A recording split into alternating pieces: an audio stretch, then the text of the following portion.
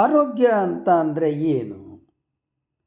ದೇಹ ಮನಸ್ಸಿನ ಆರೋಗ್ಯ ಚೆನ್ನಾಗಿರಬೇಕು ನಿಜ.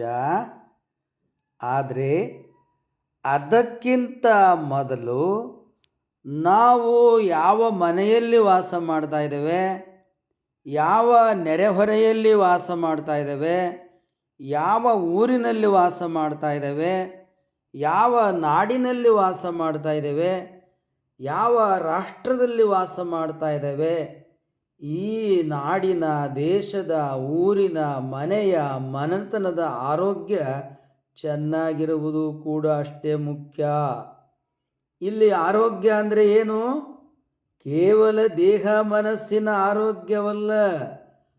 ಮನೆ, ಊರು, ನಾಡು, ರಾಷ್ಟ್ರ, ದೇಶ ಎಲ್ಲವೂ ಕೂಡ ಕ್ಷೇಮಕರವಾದ ವಾತಾವರಣದಲ್ಲಿ ಇರಬೇಕು. ಯಾವಾಗ ದೇಶ ಸುಖ, ಶಾಂತಿ, ನೆಮ್ಮದಿ, ಆನಂದದಲ್ಲಿ ಇರ್ತದೆ, ಪ್ರಜೆಗಳು ಕೂಡ ಆನಂದದಲ್ಲಿ ಇರ್ತಾರೆ. ದೇಶದಲ್ಲಿ ಯುದ್ಧ ನಡೀತಾ ಇದ್ದರೆ ಪ್ರಜೆಗಳಿಗೆ ಕೂಡ ಕ್ಷೋಭೆ, ಯುದ್ಧ ಉಂಟಾಗ್ತದೆ ಮನಸ್ಸಿನಲ್ಲಿ. ಆದ ಕಾರಣ ಆರೋಗ್ಯ ಎಂಬುದಾಗಿ ಹೇಳಿದರೆ ಕೇವಲ ದೇಹ ಮನಸ್ಸಿನ ಆರೋಗ್ಯ ಮಾತ್ರವಲ್ಲ, ಒಂದು ಊರಿನ, ಒಂದು ನಗರದ, ಒಂದು ನಾಡಿನ, ಒಂದು ರಾಜ್ಯದ, ಒಂದು ದೇಶದ ಆರೋಗ್ಯ ಕೂಡ ಚೆನ್ನಾಗಿ ಇರಬೇಕು. ಇಲ್ಲಿ ದೇಶದ ಆರೋಗ್ಯ ಅಂದರೆ ಅರ್ಥ ಏನು ಎನ್ನೊಮ್ಮೆ ಹೇಳ್ತೇವೆ. ದೇಶ ಮೊದಲಿಗೆ ಶಾಂತಿ, ನೆಮ್ಮದಿ, ಸುಖ, ದಕ್ಷ ಆಡಳಿತದೊಂದಿಗೆ ಇರಬೇಕು. ದೇಶದಲ್ಲಿ ಆಡಳಿತ ಸ್ಥಿರವಾಗಿರಬೇಕು, ಆರ್ಥಿಕ ಭದ್ರತೆ ಇರಬೇಕು, ಉದ್ಯೋಗದ ಭದ್ರತೆ ಇರಬೇಕು, ಯುವ ಸಮಾಜ ಸಂತೋಷವಾಗಿರಬೇಕು. ಅಂದರೆ ದುಡಿಯುವ ಎಲ್ಲ ಯುವಕ ಯುವತಿಯರ ಕೈಗಳಿಗೆ ಉದ್ಯೋಗ ಇರಬೇಕು.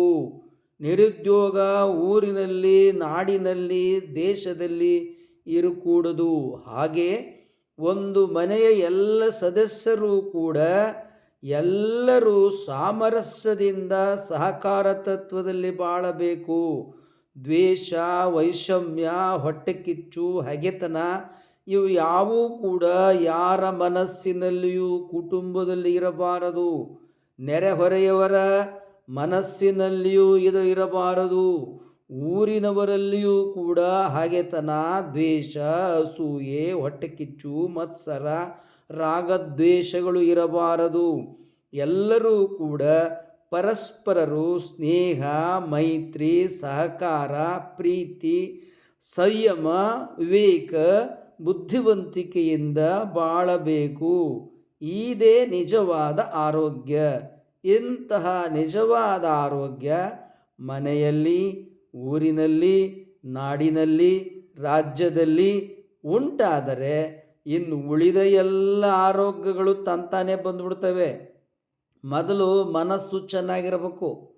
ದೇಹ ಮನಸ್ಸು ಆರೋಗ್ಯಕರವಾಗಿರ್ಬೇಕಂತೇಳಿದರೆ ಆರ್ಥಿಕ ಸಂಪಾದನೆ ಚೆನ್ನಾಗಿರಬೇಕು, ಉದ್ಯೋಗ ಎಲ್ಲರಿಗೂ ಇರಬೇಕು. ಅಷ್ಟೇ ಅಲ್ಲ, ಇಡೀ ಊರು ಶಾಂತಿಯಿಂದ ಇರಬೇಕು, ಕ್ಷೋಭೆ ಇರಬಾರದು, ತಲ್ಲಣ ಇರಬಾರದು.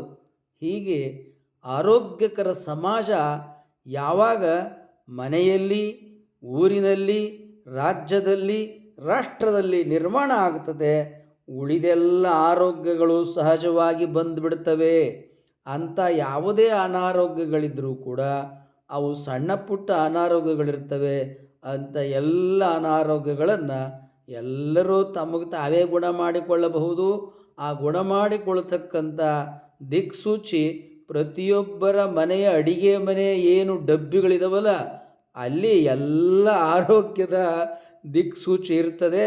ಅವುಗಳ ಕಡೆಗೆ ಮನಸ್ಸನ್ನು ಕೊಟ್ಟು ಸ್ವಲ್ಪ ವಿವೇಕವನ್ನು ನಾವು ಪಡೆದುಕೊಂಡು ಅಧ್ಯಯನ, ಸಂಶೋಧನೆ, ಆರೋಗ್ಯ ಕಡೆಗೆ, ದೇಹ ಮನಸ್ಸಿನ ಆರೋಗ್ಯ ಕಡೆಗೆ ತಮ್ಮ ಕಡೆಗೆ ತಾವು ಸ್ವಲ್ಪ ಅವಲೋಕನ ಮಾಡಿಕೊಂಡ್ರೆ ಒಳ್ಳೆಯ ಆರೋಗ್ಯ ಎಲ್ಲರಿಗೂ ಬರ್ತದೆ. ಊರು, ನಾಡು, ರಾಜ್ಯ, ದೇಶ ಎಲ್ಲವೂ ಸುಖ ಶಾಂತಿಯಿಂದ ಇರುತ್ತದೆ. ಎಲ್ಲರೂ ಕೂಡ ಪರಸ್ಪರ ಪ್ರೀತಿ, ಮೈತ್ರಿ, ಸ್ನೇಹ, ಸಹಕಾರದಿಂದ ಇರುವುದೇ ನಿಜವಾದ ಆರೋಗ್ಯ. ಇನ್ನೊಬ್ಬರನ್ನು ಗೌರವಿಸಿ ಅವರಿಂದಲೂ ನೀವು ಗೌರವವನ್ನು ಪಡೆದುಕೊಳ್ಳಿ. ಪರಸ್ಪರರಲ್ಲಿ ಗೌರವ ಭಾವನೆಗಳು ನಮಗೆ ಇದ್ದರೆ ಊರು, ಮನೆ, ರಾಜ್ಯ, ರಾಷ್ಟ್ರ ಎಲ್ಲವೂ ಸುಭಿಕ್ಷವಾಗಿರುತ್ತದೆ. ಇದೇ ಒಳ್ಳೆಯ ಶ್ರೇಷ್ಠವಾದ ಆರೋಗ್ಯ. ಈ ಸಂಚಿಕೆ ಇಷ್ಟವಾದರೆ ಇತರರಿಗೂ ಹಂಚಿ. ಹಲ್ಲು ನೋವೆ? ಶಿವ ದಂತಕಾಂತಿಯನ್ನು ಬಳಸಿ ನಗು ನಿಮ್ಮದಾಗಲಿ. ಶಿವ ದಂತಕಾಂತಿಯನ್ನು ಬಳಸಿ ನಗು ನಿಮ್ಮದು. ಇದುವರೆಗೆ ಯಾರು ಸಬ್ಸ್ಕ್ರೈಬ್ ಮಾಡದೆ ವಿಡಿಯೋ ನೋಡ್ತಾ ಇದ್ದೀರಾ, ಕೂಡಲೇ ಸಬ್ಸ್ಕ್ರೈಬ್ ಮಾಡಿ. ವಾಟ್ಸಪ್ನಲ್ಲಿ ಈ ವಿಡಿಯೋವನ್ನು ಇತರರಿಗೆ ಶೇರ್ ಮಾಡಿ.